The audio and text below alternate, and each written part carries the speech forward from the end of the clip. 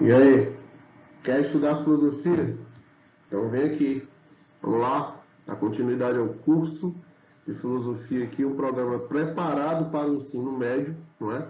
Um programa de filosofia que tem como objetivo aqui apresentar de forma temática, a partir de uma perspectiva histórica, não é? Todos os temas e assuntos da filosofia relevantes aí para o ensino médio. Não só no nível de assuntos, quanto também nos temas, né? Nós abordaremos os temas do ensino médio a uma profundidade, né, de investigação, o nível de estudos condizente aí com a etapa, né, no final da educação básica aí, o nosso ensino médio. Bom, então, galera, hoje nós estudaremos, né, continuaremos a estudar a filosofia antiga, né, e o nosso tema aqui, ó, o que é o ser? Parte 1, porque haveremos pelo menos duas aulas, né, teremos duas aulas com esse tema. E hoje nós vamos estudar como é que saiu lá do pensamento da filosofia antiga, dos filósofos antigos, os chamados pré-socráticos, né? Aqui, como é que aos poucos a filosofia foi ampliando o leque dos campos de investigação. Hoje a gente vai ver em que sentido surge aí a conhecida metafísica, a disciplina da filosofia, né, que até hoje temos muitas pesquisas, muitos filósofos que estudam essa área e debatem esses problemas, né? Mas o início dessa problemática vem aqui de dois filósofos específicos que nós vamos estudar. Hoje, o filósofo Heráclito de Éfeso, depois o filósofo Parmênides de Eleia, certo? A gente vai compreender aí as bases da metafísica, da ontologia e da lógica. Tranquilo? Então, vem comigo aí e vamos nessa. Bom, pessoal, então é o seguinte, no primeiro momento é preciso revisar e contextualizar tudo aquilo que foi visto até agora, certo? Onde nós estamos aqui no nosso curso de filosofia, beleza? Então, a princípio, vamos entender. Os primeiros filósofos, também conhecidos como fisiólogos, compreendem um período cosmológico e buscam o princípio de todas as coisas.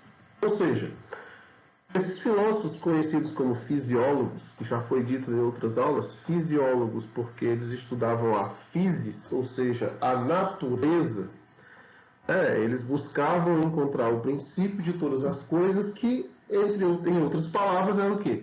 Era o elemento fundamental que garantiria a ordem, né, e a origem de tudo que existe na physis. Por isso eles eram fisiólogos. Ou também, né, por muitos, dentro de certos aspectos, é claro, né, dadas as devidas proporções, foram os primeiros cientistas. Inclusive, a gente tem aí um videozinho aí com o camarada Fabiano, colega professor de Química, lá no canal dele também, está disposto aqui no meu canal, para falar sobre essa relação entre os filósofos antigos e os cientistas modernos. O que é que tem de comum e o que é que tem de diferente, né, de distanciamento entre a perspectiva de ciência para os primeiros filósofos e para a ciência moderna, beleza?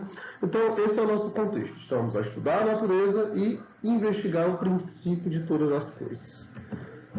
Também temos o seguinte, a partir da especulação filosófica pela busca de um princípio físico para o mundo físico, alguns filósofos propõem como arqué-conceitos cada vez mais abstratos. Arqué, palavra grega para princípio ordenador, né? Governo, aquilo que rege o resto do todo, né?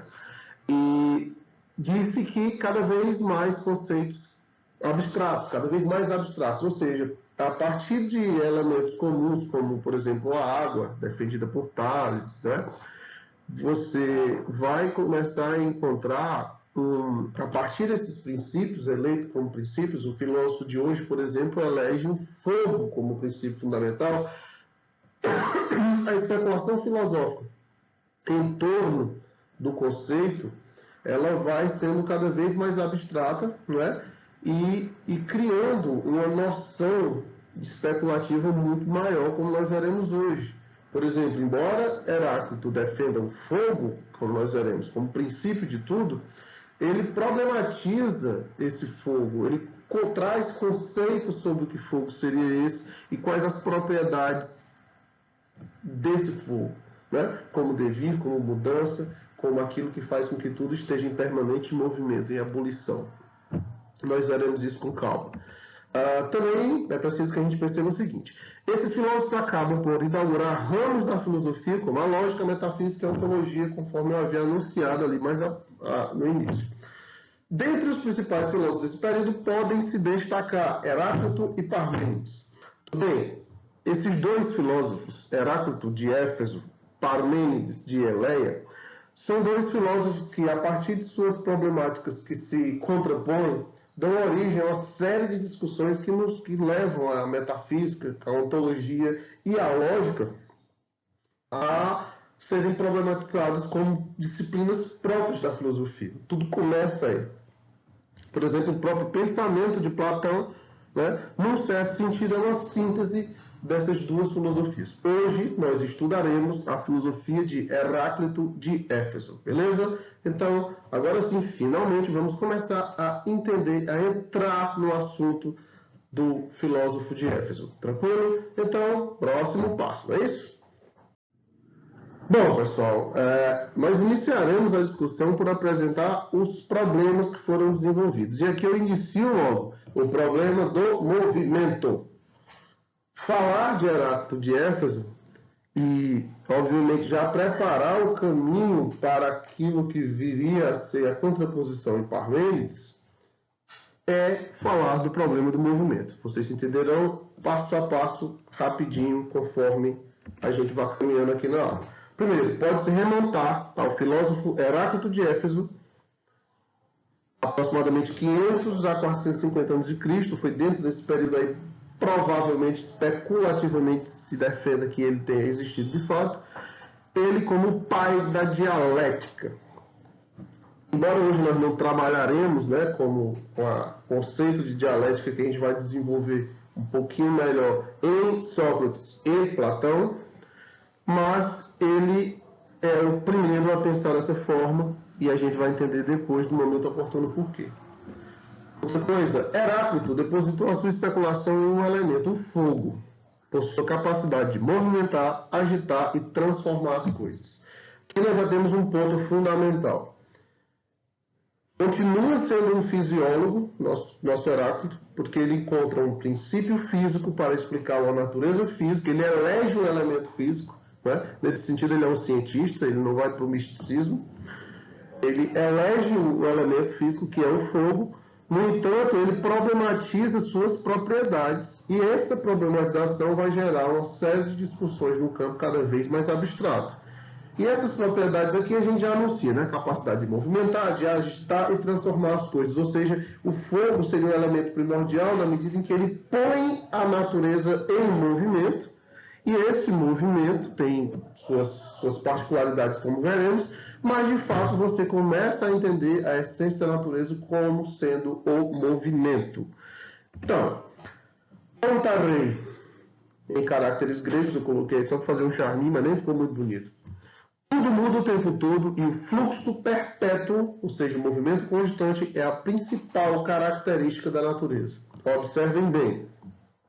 Essa expressão pantarei, que é uma expressão ainda, né, na língua grega clássica, ela simplesmente resume a ideia de um fluxo perpétuo, ou seja, do movimento constante. Para Heráclito, já fica aqui muito claro, a partir do princípio do elemento fogo, que ele elege como princípio de todas as coisas, é possível entender a essência da natureza, a principal característica da física como sendo o fluxo perpétuo, a mudança constante, certo?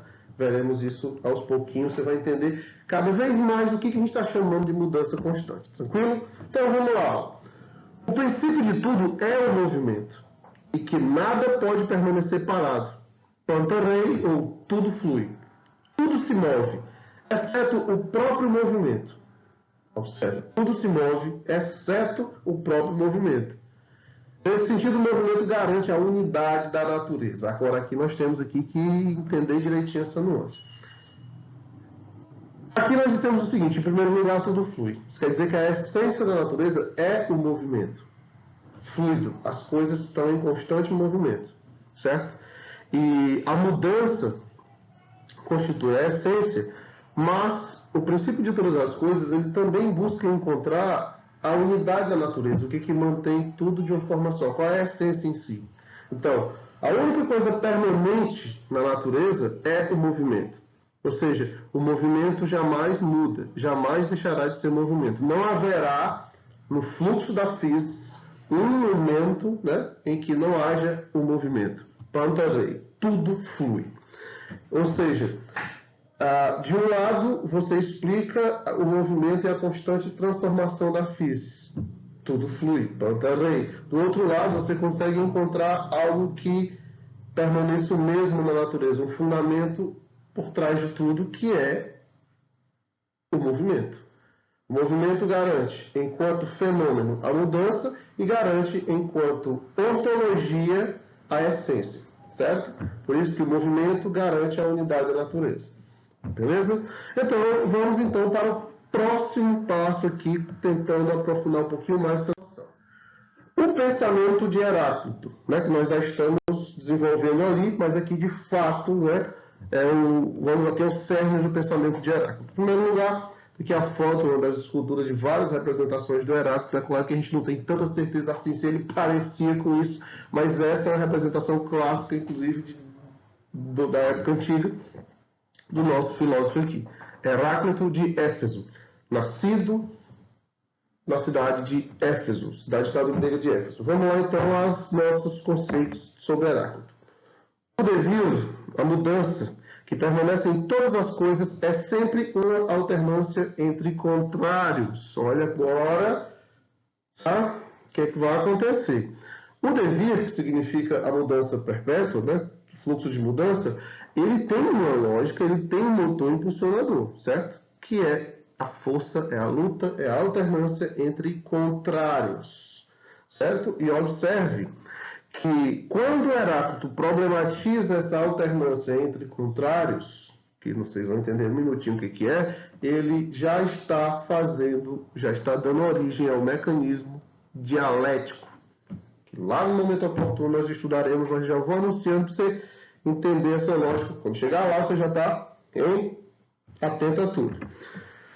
A realidade acontece em opostos: quente, frio, guerra, paz, amor, ódio, alto, baixo, mas não simplesmente em um dos opostos por vez. Ou que são apenas parte de uma mesma realidade, mas sim na mudança, ou como ele chama, na guerra entre os opostos. Entendeu o que significa alternância dos contrários? Eu não posso dizer que ora a natureza é quente, ora a natureza é fria, ora estamos em guerra, ora estamos em paz, como se isso fosse uma alternância simplesmente sem lógica e sucessiva no tempo. Para Heráclito, existe nessa força de opostos uma guerra constante, onde um dá sentido ao outro. Por exemplo, eu só consigo perceber, eu só consigo compreender o que é quente porque existe o frio. Um determina o outro. E essa constante guerra de transformação é que vai me dar o motor desse devir. Por exemplo, Heráclito não admite o quente e o frio como duas coisas opostas, mas como uma interligada à outra. Por quê? Porque o frio é apenas o quente que mudou. A guerra é apenas a paz que mudou. Deixou de ser paz é o quê? É guerra. Deixou de ser amor é o quê? É ódio. É de um caminho para o outro. Então, existe um conflito íntimo na natureza. O responsável por movimentar esse conflito, a princípio, como elemento físico, seria o fogo, não é? Mas esse devir, ele teria um mecanismo próprio de ação. Seria essa guerra entre os opostos, né? Por isso é que o Heráclito, ele começa a ser o pai da dialética, que começa a trabalhar sempre com dois opostos em confronto, como nós veremos lá em Sócrates e Platão. Claro que a dialética de Platão ela é transferida do plano da natureza para o plano do discurso filosófico, como veremos, mas quem primeiro problematiza as situações de opostos e contrários que, em conflito, produzem um movimento, né, é Heráclito, como vocês estão vendo. Então, o devir, essa mudança constante, ela tem uma lógica por trás. Não é só você dizer, tá vendo como as coisas mudam? Não. Qual que é o motor que faz que isso mude? É a guerra entre os opostos. A doença faz da saúde algo agradável e bom. Compreenda bem, filho, se você nunca adoeceu, você simplesmente está saudável a vida inteira. De maneira que você não consegue compreender nem mensurar, certo, o valor que essa saúde tem. Tem uma frase do cantor Belchior que diz: pela dor descobri o poder da alegria. Se a gente vivesse em constante estado de bonança, nós não saberíamos dizer que estávamos em bonança. Nós não saberíamos medir a importância e o valor da bonança, do bem-estar, da saúde. Então, essa discrepância, esse conflito é que dá sentido à vida, é que garante o motor, o fluxo perpétuo da natureza e que nos faz compreender a realidade e acessar essa realidade e a essência dela. Esse conflito de opostos. Então, vamos lá. Na tensão dos opostos é que reside a unidade e a harmonia da natureza. Afinal, os opostos em conflito dão significado um ao outro, né? A unidade da natureza, ela, no sentido de dizer, a natureza permanece única dentro de um corpo de leis que obedecem e se mantêm relativamente constantes. Existe uma constância nas leis da natureza. Quem garante essa constância harmônica é a tensão dos opostos. Por isso, quando Heráclito diz o devir, que tudo flui para o rei, né? Lembra? Ele está se referindo a isso. Há uma lógica por trás disso, há uma problematização bem interessante por trás disso. Tudo flui como um rio. Isso é a fase de comparar a natureza, né? A essência da física ao rio que flui, é a comparação mais famosa do Heráclito, né? Quer dizer que é impossível banhar-se duas vezes a água do mesmo rio, porque quando você entrou a primeira vez, a água passou e deixou de ser a mesma. Na próxima já é outra água, porque está fluindo. A água vai fluindo constantemente. Bom, tudo é considerado como um grande fluxo, perene, no qual nada permanece a mesma coisa, pois tudo se transforma e está em contínua mutação.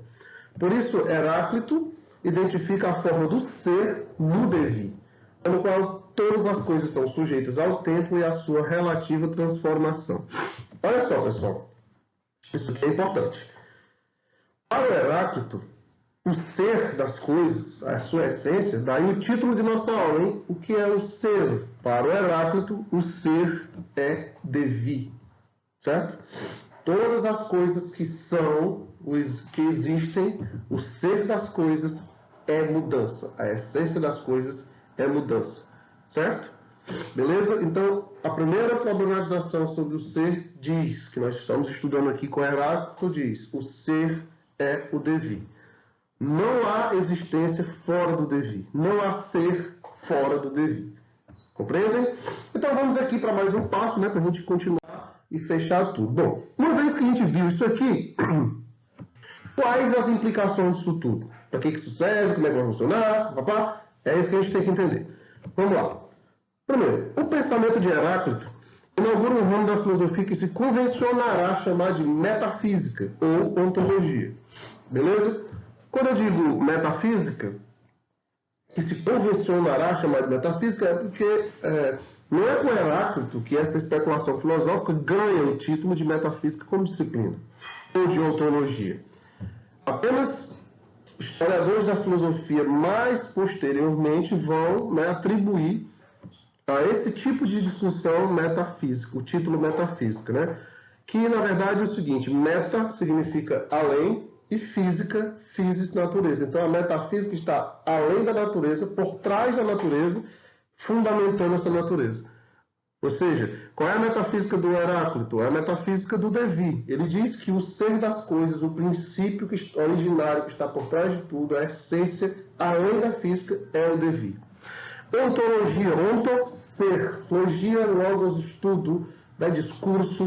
Ontologia é o estudo do ser, é falar sobre os seres, sobre a essência do ser no mais geral. Digamos que a diferença entre metafísica e ontologia, assim, teremos lá no futuro uma aula sobre isso, é a seguinte: a ontologia estuda o ser de uma maneira geral, né, de forma genérica, sobre o ser das coisas. A metafísica vai se ocupar do estudo do ser também, mas também de suas implicações mais, por exemplo, uma religião é uma metafísica. porque ela pretende ser aquilo que fundamenta a física, certo? Digamos que mais especificamente a metafísica cuida de aspectos relevantes ou consequências disso, e a ontologia é o estudo mais geral do ser. Tudo bem? Todas elas inauguradas a partir daqui dessas discussões. Outra situação. Ao atribuir ao devir o ser das coisas, Heráclito institui o chamado problema do movimento, início dos nossos conceitos aqui, não foi? Ou seja, como posso conhecer de forma segura aquilo que sempre muda e nunca é o mesmo? Isso vai ser um problema muito sério em Parmênides. Problema de como é que eu vou conhecer alguma coisa que nunca está no mesmo lugar, que nunca é a mesma coisa. Sabe como vocês iam reconhecer o PC se hoje eu viesse aqui para uma aula com este rosto, amanhã eu tivesse um rosto completamente diferente? Ou seja, se nada permanece, é difícil de se conhecer. Isso é um problema que a gente vai investigar na aula que vem. A realidade é algo fixo que é sempre. Ou seja, existe alguma coisa fixa para eu conhecer na realidade? Como algo que é agora e não é depois pode ser conhecido com segurança? Essas e muitas outras questões acabam por originar os problemas fundamentais da metafísica. Tá? Isso aqui está claro. A crescente abstração das propostas filosóficas acaba por orientar a filosofia por outras áreas que não apenas a investigação da natureza, o que conduzirá, a partir de um contexto específico, ao chamado período antropológico na filosofia clássica. É assim, pessoal, aqui nós já estamos começando a adentrar o seguinte: as especulações sobre a physis, elas começam a ficar cada vez mais abrangentes, cada vez mais abstratas, que daqui a pouco, esse devir, por exemplo, do Heráclito, ele serve para o ser humano compreender o mundo. E, num certo sentido, depois de Parmênides, nós não estaremos mais falando sobre a natureza em si, mas sobre aquilo que pode ser conhecido. E logo, estas discussões sobre o ser das coisas vai implicar no universo humano. Ou seja, a filosofia vai começar a tratar também sobre os seres humanos. Daí é onde a gente vai entrar no período antropológico, onde nós estudaremos pelo menos 4 assuntinhos: o filósofo Sócrates, os seus contrapontos, os filósofos sofistas, e finalmente os 2 grandes sistemáticos da filosofia antiga, que é Platão e Aristóteles. Beleza? Finalzinho de aula, então, aqui eu deixei algumas sugestões de pesquisa. É claro que esses 2 livros não são livros assim, especificamente do ensino médio. Por exemplo, eu estudei com esse filósofo, esse livrinho vermelho, na universidade, lá na minha graduação. Esse é um livro, talvez em língua portuguesa, talvez o livro mais rico, mais conceituado e com mais fundamentação sobre o assunto, os filósofos pré-socráticos aí, vermelhinho. Também tem o da coleção dos pensadores aí, uma clássica aqui no Brasil, bem acessível, né? Também sobre os pré-socráticos. Isso porque, se você quiser estudar, você pode ir lá, começar a pegar os textos e se aprofundar mais. Isso é uma sugestão de pesquisa, beleza? Então, galera, é o seguinte: eu espero que eu possa ter contribuído para vocês, para que vocês possam aprender, para que vocês possam compreender o universo da filosofia. Se você, assim como eu, apaixonado por esse universo, vive, pelo menos enquanto especulação, a filosofia, eu deixo aí um forte abraço. Eu peço que vocês tenham colaborado aí, curte aí o vídeo, se inscreve no canal, Tamo junto, valeu, até a próxima. Show.